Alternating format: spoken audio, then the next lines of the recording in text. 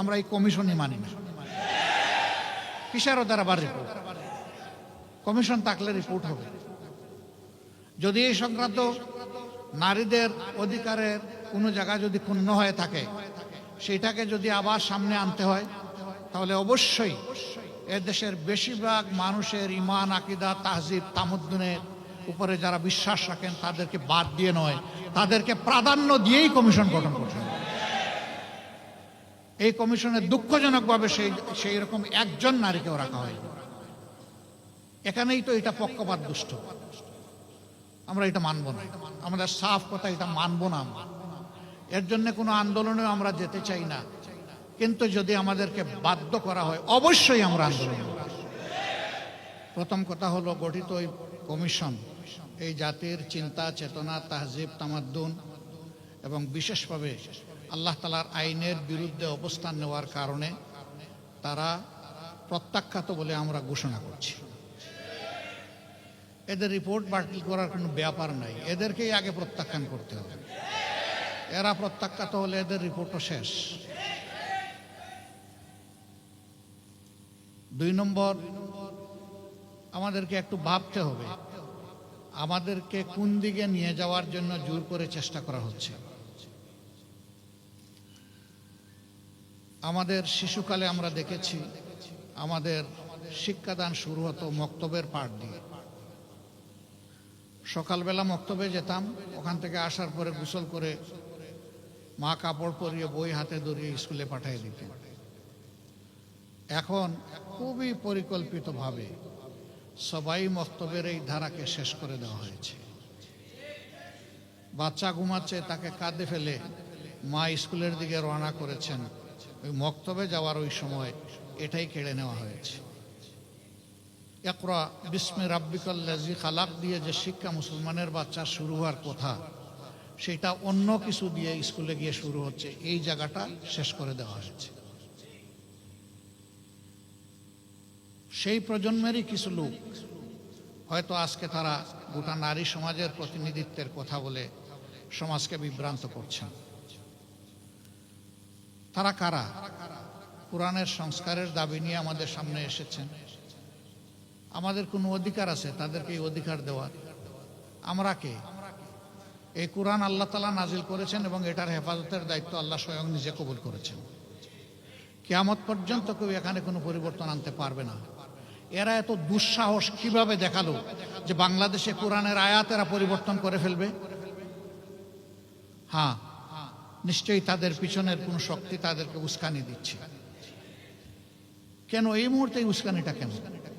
এই সরকারের তো এটা এজেন্ডা হওয়ার কথা না। আরো বহু গুরুত্বপূর্ণ বিষয় রয়ে গেছে, ওগুলা বাদ দিয়ে ওগুলা নিয়ে কোনো কুল কিনারা নাই। হঠাৎ করে এটা সামনে নিয়ে আসা কেন? এর মূল কারণ, স্বাধীন বাংলাদেশে 54 বৎসরে মানুষ যা আশা করেছিল পেয়েছে তার উল্টাটা। এই সমাজকে বিভিন্নভাবে কুড়ে কুড়ে ধ্বংস করা হয়েছে। এখন এদেশের দিনদার ইমানদার যে শক্তিটা জেগে উঠেছে, তাকে নিয়ে মানুষ নতুনভাবে স্বপ্ন দেখা শুরু করেছে। এই জায়গায় ইসলামের শক্তির মুখোমুখি আরেকটা শক্তিকে দাঁড় করিয়ে দেওয়া হচ্ছে, জনগণের দৃষ্টিকে ভিন্ন দিকে প্রবাহিত করার জন্য, নিয়ে যাওয়ার জন্য। অতীতের সকল চক্রান্ত এদেশের মুসলমানরা ঐক্যবদ্ধভাবে প্রতিহত করেছেন। ইনশাআল্লাহ এই চক্রান্ত টিকবে না, এটাও ভেসে যাবে ইনশাআল্লাহ। এরা শুধু আল্লাহ তাআলার কোরআন বিরোধী প্রস্তাবনা নিয়ে আসে নাই, এরা নিজেরা স্ববিরোধীও বটে। একদিকে তাদের ভাষায় তারা নারী পুরুষের সমান অধিকার চায়, আবার তারা বলতেছে সব জায়গায় এত% কোটা নির্ধারণ করতে হবে। তো এটা তো স্ববিরোধী হয়ে গেল না? অধিকার যদি সমান হয় কোটার প্রশ্ন আসবে কেন? যার যার যোগ্যতা প্রমাণ করে নিজ জায়গায় চলে যাও, তাইলে তো কোটার দরকার নাই। কোটা দেওয়া হয় পিছিয়ে পড়া বংশকে তাদেরকে সুযোগ দেওয়ার জন্য। নারীরা এই দেশে পিছিয়ে পড়ে নাই। নারীরা আমাদের মা, আমাদের বোন, আমাদের কন্যা, আমাদের ইজ্জত এবং সম্মানের প্রতীক। এরা তার সব কিছু তছনছ করে দিতে চায়। পরিবারে পরিবারে এরা দাঙ্গা লাগাতে চায়। এখানে প্রস্তাবনায় ম্যারিটাল রেপ বলে একটা কথা এসেছে। রেপ তো রেপই, রেপ তো দুইটা অসৎ পুরুষ আর নারী যখন একত্রিত হয় বিবাহ বহির্ভূত পন্থায়, সেটার নাম রেপ হবে। বিবাহিত জীবনে রেপের প্রশ্ন আসলো কেন? এর মাধ্যমে স্বামী স্ত্রীতে ঝগড়া লাগিয়ে আমাদের আদালতগুলোতে এই মামলা দিয়ে পরিপূর্ণ করে দেওয়া এদের উদ্দেশ্য। এরা সমাজের বিপর্যয়ের জন্য এই প্রস্তাবনাগুলো এনেছে। এই জন্য আবারও বলি, এ টু জেড আমরা এই কমিশনই মানি না। কিসের ওদের আবার রিপোর্ট? কমিশন থাকলে রিপোর্ট হবে।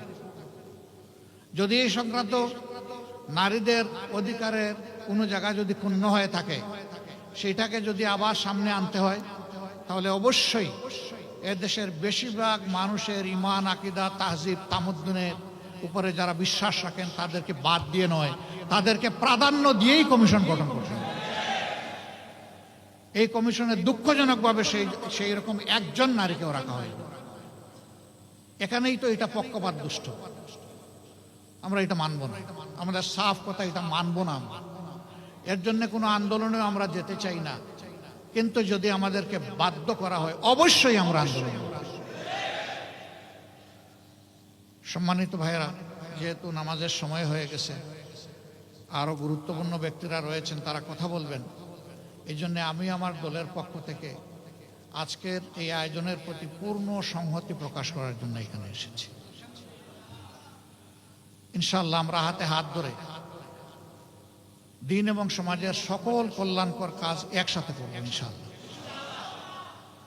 এবং আমরা বার্তা দেব যে আমাদেরকে ভাগ ভাগ, টুকরা টুকরা করে তোমরা আমাদের মাথায় আর কাঁঠাল ভেঙে খেতে পারবে না।